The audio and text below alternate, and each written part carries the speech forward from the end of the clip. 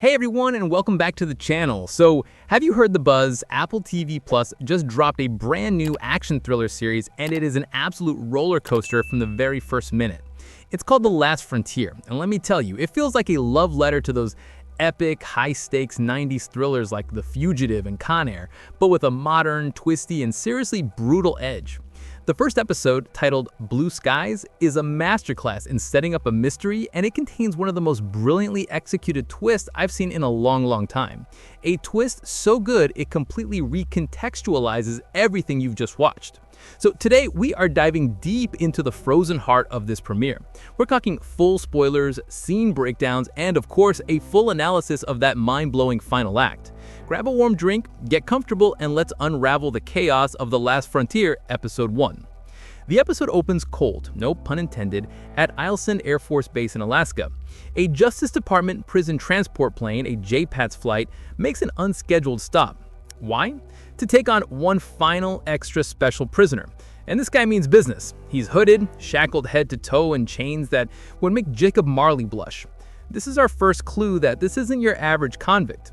Now, while this guy is being loaded onto a plane already filled with other inmates, the hooded prisoner is anything but passive. In a moment of chilling resolve, he deliberately cracks one of his own teeth, revealing a hidden pin. While the plane is in mid-flight, he uses this tiny tool to meticulously pick the locks on his insane restraints. And then, boom! A massive explosion rips to the fuselage. The plane decompresses violently. Inmates and guards are sucked down into the frozen Alaskan sky. It's pure, utter chaos. The pilots struggle, but the plane is doomed, crash landing in a remote, snowy field. Now our hooded prisoner, he's free, moving with a terrifying purpose through the wreckage. This sequence is brutal, high octane, and sets the tone perfectly. This isn't an accident, it's a meticulously planned escape. Now, while this is going on, we get our first look at our hero, U.S. Marshal Frank Remnick, played by the always grounded Toby Stephens. He's in Fairbanks, finalizing the purchase of a remote cabin with his wife Sarah. This is their dream, an early retirement, running a bed and breakfast, leaving the danger behind. It's a classic but effective trope. The hero on his last day on the job.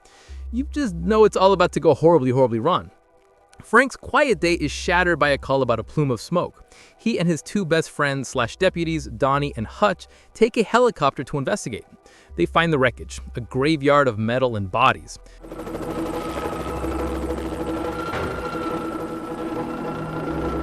It's a grim scene, and they initially assume no survivors. But then they find him, a man in a marshal's windbreaker, his face and eyes completely covered in bloody bandages. He weakly clutches a set of broken handcuffs. Frank leans in, and the man whispers one single crucial word. Ambush. Ambush. And just like that, all hell breaks loose. Dozens of escaped inmates who were hiding in the snowy landscape swarm them. What follows is an incredible, tense, one-take fight scene that is just an absolute masterclass in choreographed chaos. It's messy, desperate, and brutal. The convicts are desperate for that helicopter. In the struggle, the beloved deputy Donnie is stabbed multiple times in the gut. Frank himself is nearly killed, choked from behind, until the bandaged marshal, who they think is a hero named Granger, saves him by firing a gun, albeit shakily because he's blind. They manage to fight their way back to the chopper, carrying the injured Granger and the mortally wounded Donnie, and escape. Let's go! Let's go! It's a devastating loss for Frank, and we feel it. We've just witnessed a hero's rescue and a tragic death. But my friends, we have been completely and utterly fooled. Now, while Frank is dealing with the ground level crisis, the scene shifts to Langley, and the mood is poor panic. Senior CIA agent Jacqueline Bradford is informed of the crash, and it's immediately clear this is a catastrophic operational failure, not just a prison break. We learned the CIA illegally used the JPATS flight as optimal cover to transport their own high-value asset. Okay, that's a terrible idea. We are outside the law here. That hooded prisoner, his code name is Havelock, and he is not just any asset. To manage this epic disaster, Bradford reactivates Havelock's former handler, Sydney. Sydney is a fantastic character. She's introduced as a disgraced agent, alcoholic, possibly even under investigation for treason. She's a mess, but she's the only one who knows Havelock. She's dispatched to Alaska with one mission: retrieve Havelock without revealing the CIA's involvement. The confrontation between Frank and Sidney is electric. He's grieving, he's furious, and he wants answers. To get his cooperation, Sidney is forced to come clean, and through a series of explanations and flashbacks, we learn the incredible truth about the Atwater Protocol. I don't want to be here. And I'm not in the mood to protect the people who sent me. So tell me, what is it that you want to know? This is the core of the entire show. The Atwater Protocol was a deep black CIA program designed to create fictional ideological defectors, basically fake boogeymen. These fabricated traitors would leak fabricated intelligence to draw out real enemies of the state who would then be quietly assassinated. It's a honeypot trap on a global scale. Havelock, real name Levi Taylor Hartman, was one of these fabrications. A brilliant ex-SEAL and master hacker, he was personally recruited and trained by Sidney. She literally says she taught him in weapons, language, and flat-out butchery. I was tasked with weaponizing the Alpha Geek and bringing the program back to life. I trained Havelock in weapons, language, and flat-out butchery. For 2 years, he played his part perfectly across the globe. But then the unthinkable happened. The line between fiction and reality blurred. The myth became real. Havelock truly defected, disappearing a month ago with a trove of very real classified intelligence.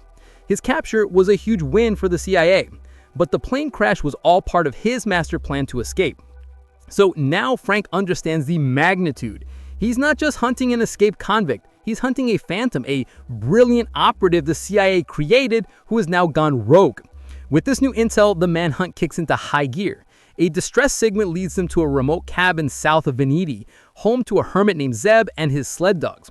Frank, Sidney, and a team of marshals converge, assuming Havelock is inside.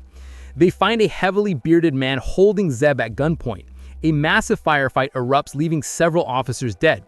In a moment of ruthless pragmatism, Sidney releases one of Zeb's sled dogs, which attacks and kills the bearded inmate.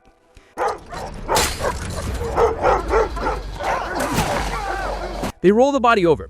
Sidney looks down and delivers the line that changes everything.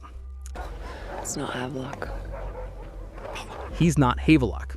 The music swells, Frank's mind is racing, and then the pieces snap together in one of the most satisfying oh my god moments in recent television. The man they have been treating as a victim, the injured, bandage-faced Marshal Granger, is in fact Havelock. Let's just break down the sheer genius of this. The real Marshal Granger was killed in the crash. Havelock swapped clothes with him.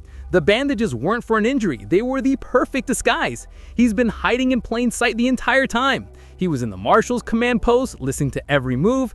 He was in the hospital being tended to by nurses. He's been 2 steps ahead of everyone, using their own manhunt as a distraction. Frank realizes this horrifying truth and rushes to the hospital where his wife Sarah is a nurse. He bursts into the room and it's empty.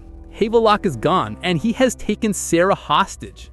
To assert his total control, Havelock sabotages the town's main radio tower, cutting off all cell service and internet. He has completely isolated the town. The episode ends on its climax. Havelock makes a calm, menacing phone call to Frank. He blackmails him into submission by threatening Sarah's life. Frank, utterly broken and out of options, is now forced to play by the villain's rules. So as the credits roll on blue skies, the chessboard is perfectly set. Frank, his friend is dead, his wife is kidnapped, and he's been utterly played. He's now in an impossible antagonistic partnership with Sidney, the very person whose secrets caused this mess. His moral compass is shattered. Sidney has her asset loose, her operation is exposed to a local marshal, and she has to clean up a mess she helped create. Her ruthless pragmatism is about to clash hard with Frank's local integrity. Havelock is in complete control. His prison break was just phase 1. He has a high-value hostage and has isolated the town. His next move involves something called Archive 6, a digital blueprint of the Atwater Protocol that could expose and cripple the CIA if leaked. He's not just a villain, he's a product of the system aiming to destroy it from the outside. And Luke in peril, in a fantastic bit of dramatic irony, Frank's son Luke and his girlfriend skip school and drove out to the family's new cabin. Their car breaks down and stranding them. And who do they find? An unconscious escaped convict. Being good kids, they decide to nurse him to the health, completely unaware that they've just brought a wolf into their shelter. So as the credits roll on blue skies, the chessboard is perfectly set. Frank, his friend is dead, his wife is kidnapped, and he's utterly played. He's now in an impossible antagonistic partnership with Sydney, the very person whose secrets caused this mess. His moral compass is shattered. Sydney has her asset loose, her operation is exposed to a local marshal, and she has to clean up a mess she helped create. Her ruthless pragmatism is about to clash hard with Frank's local integrity. Havelock is in complete control. His prison break was just phase 1. He has a high-value hostage and has isolated the town. His next move involves something called Archive 6, a digital blueprint of the Atwater Protocol that could expose and cripple the CIA if leaked. He's not just a villain, he's a product of the system aiming to destroy it from the outside. And Luke in peril, and a fantastic bit of dramatic irony, Frank's son Luke and his girlfriend skip school and drove out to the family's new cabin. Their car breaks down and stranding them. And who do they find? An unconscious, escaped convict. Being good kids, they decide to nurse him to the health, completely unaware they've just brought a wolf into their shelter. So as the credits roll on Blue Skies, this show has everything you need in a pilot. It's storytelling top-notch combined with a world-class action, but the biggest thing you need is that reveal, which is the best reveal I've seen on TV in a very long time. If you haven't watched The Last Frontier yet, you need to fix that immediately. Episode 1, Blue Skies, is a masterclass in modern thriller storytelling. But that's just my take. What did you think? Were you as blown away by that Havelock reveal as I was? Did you see it coming? Let's chat in the comments below. And if you want a full breakdown of episode 2, Wind of Change, smash that like button and subscribe, and I'll see you in the next video. Until then, stay safe out there.